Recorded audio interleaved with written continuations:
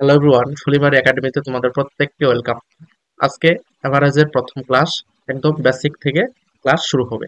আজকের ক্লাসে শুধুমাত্র সূত্র বা নিয়মাবলী বলে দেব, যেগুলোর সাহায্যে অনেক অঙ্কই তোমরা খুব কম সময়ের মধ্যে করতে পারবে। এটা হচ্ছে ক্লাস 1, ক্লাস 2, 3 পরপর এইভাবে ক্লাস হবে। প্রতিদিন বিকাল 3টার সময় এই ক্লাসটা দেওয়া হবে, ঠিক আছে? একদম বেসিক লেভেল থেকে শুরু হয়েছে। তাহলে দেখো, প্রথম সূত্র কি লিখেছি? এক জাতীয় কতকগুলি রাশির গড়। কতকগুলি রাশির অর্থাৎ যখন গড় বের করবে কোনো রাশির, সেটা এক জাতীয় হতে হবে। এক জাতীয় বলতে কি বুঝি? মনে করো একক আছে মিটার, আরেকটা রাশির একক আছে সেন্টিমিটার। এই যে এখানে দুইটা একক দুই রকম আছে, এটাকে একরকম তৈরি করে তারপর গড় করতে হবে। তোমাকে মিটারকে সেন্টিমিটারে কনভার্ট করতে হবে, অথবা সেন্টিমিটারকে মিটারে কনভার্ট করে নিয়ে তারপর গড় নির্ণয় করতে হবে। তাহলে গড় নির্ণয়ের সূত্র কি জানি? রাশিগুলির সমষ্টি অর্থাৎ যোগফল।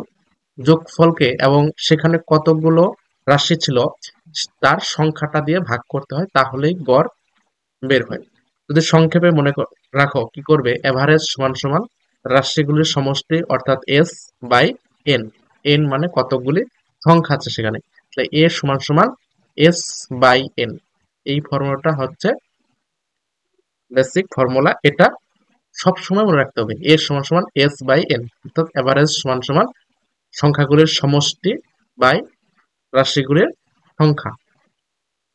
এবার এখান থেকে তোমরা দুই তিনটা ফর্মুলা তৈরি করতে পারবে নিজেরাই। আমি যেমন তৈরি করেছি, রাশিগুলির সংখ্যা যদি সমষ্টি এবং গড় দেওয়া থাকে, কতগুলো রাশি আছে সেটা যদি জানতে চায়, তখন কি করবে? সমষ্টিকে, টোটাল যে সংখ্যার সমষ্টি আছে সমষ্টিকে এভারেজ দিয়ে ভাগ করতে হবে, তাহলেই এন এর মান বের হবে। কারণ এখানে দেখো, যদি বজ্রগুণন করো, এ এ এন এ এন সমান সমান এস হচ্ছে, তাহলে এন সমান কি হচ্ছে? এস বাই এ, সমষ্টি বাই এভারেজ। তাহলে কি বের হবে? এন এর মান বের হবে। তারপর রাশিগুলির সমষ্টি, সমষ্টির ফর্মুলা তাহলে কি হচ্ছে? এখান থেকেই বজ্রগ্রহণ করো। তাহলে এস এর সঙ্গে 1 গুণ করলে এস, এ এর সঙ্গে এন গুণ হবে, অর্থাৎ এভারেজ গুণন কতগুলি সংখ্যা আছে, সংখ্যার সঙ্গে এভারেজ গুণ করলে সমষ্টি বের হয়। ঠিক আছে?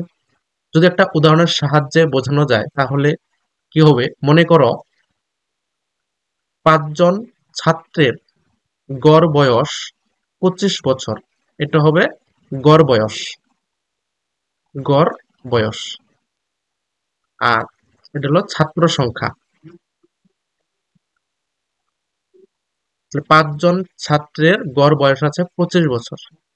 তাহলে মোট বয়স কত হবে? অর্থাৎ সমষ্টি বের করতে হবে। তাহলে সমষ্টির সূত্র আমরা কি জানি?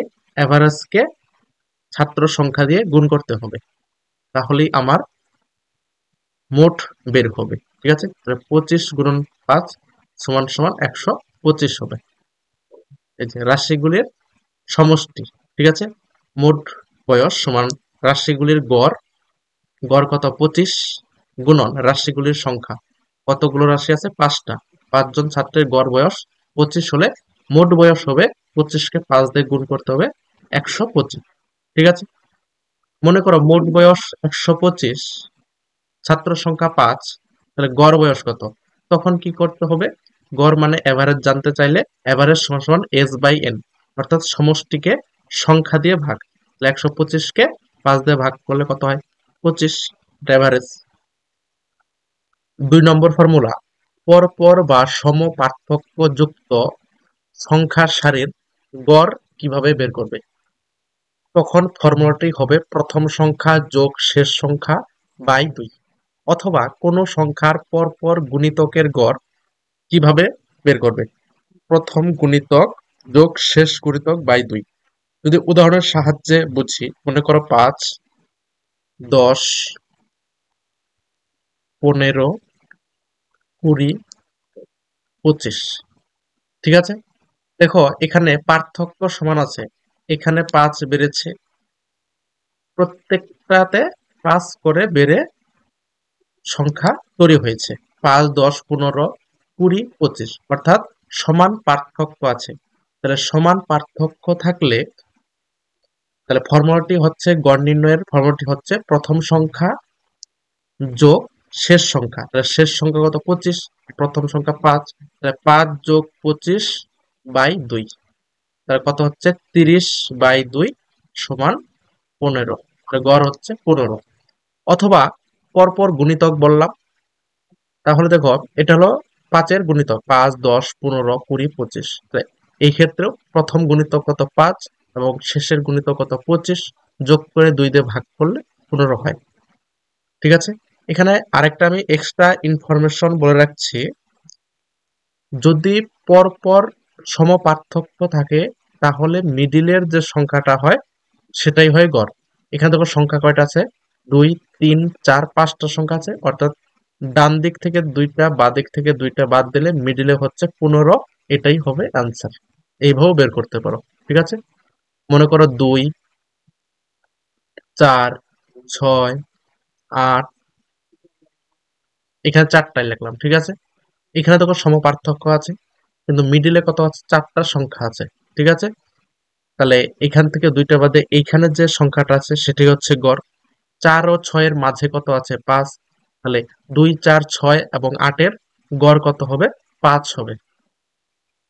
এবার যদি ফর্মুলার সাহায্যে করি, সমপার্থক্য আছে, তাহলে প্রথম সংখ্যা যোগ শেষ সংখ্যা বাই 2, তাহলে 8 2 কত? 10/2 সমান সমান কত? 5। ঠিক আছে, দেখো ফর্মুলার সাহায্য করা যায় এবং এই যে একটা কনসেপ্ট বলে দিলাম সমপার্থক্য, তাহলে মিডিলের সংখ্যাটি গড় হয়, এটা যদি অ্যাপ্লাই করতে পারো তাহলে কিন্তু আরো কম সময় হয়ে যাবে। ঠিক আছে, পরবর্তী নিয়ম আমরা আসি। 3 নম্বর, 1 থেকে শুরু করে n পর্যন্ত বিজোড় সংখ্যাগুলির গড় সমান শেষ বিজোড় সংখ্যা যোগ 1/2, যেখানে n সমান প্রকৃত বিজোড় সংখ্যা। তাহলে 1 থেকে শুরু করে n পর্যন্ত, মনে করো বিজোড় সংখ্যা লিখবো 1, তারপর 3 5 7 9 11 13। ঠিক আছে, বা 15 17, যত পর্যন্ত যেতে পারো। n পর্যন্ত বিজোড় সংখ্যাগুলির গড় কত? মনে করো পরীক্ষাতে কোশ্চেন আছে 1 থেকে 19 পর্যন্ত বিজোড় সংখ্যাগুলির গড় কত? তখন কি করবে? ফর্মুলাটি হচ্ছে শেষ বিজোড় সংখ্যা যোগ 1/2। তাহলে শেষ বিজোড় সংখ্যা কত? 17, তাহলে 17 যোগ 1/2, তাহলে 18/2 সমান কত হচ্ছে? 9। তাহলে 9 হচ্ছে এই সংখ্যাগুলির গড়। অথবা এখানে দেখো সমপার্থক্য আছে, 1 3 2 করে বেড়েছে, অর্থাৎ মিডিলের সংখ্যাটি গড় হবে। বাঁ দিকে 4টা ডান দিকে 4টা আছে, দেখো 9 কিন্তু মিডিলে আছে। ঠিক আছে, এবার আসবো জোড় সংখ্যার গড় কিভাবে বের করবে। 2 থেকে শুরু করে বা প্রথম থেকে শুরু করে n পর্যন্ত জোড় সংখ্যাগুলির গড় কি হবে? 2 4 6 8 10 12। ঠিক আছে, শেষ জোড় সংখ্যা যোগ 2, আগেরটা ছিল শেষ বিজোড় সংখ্যা।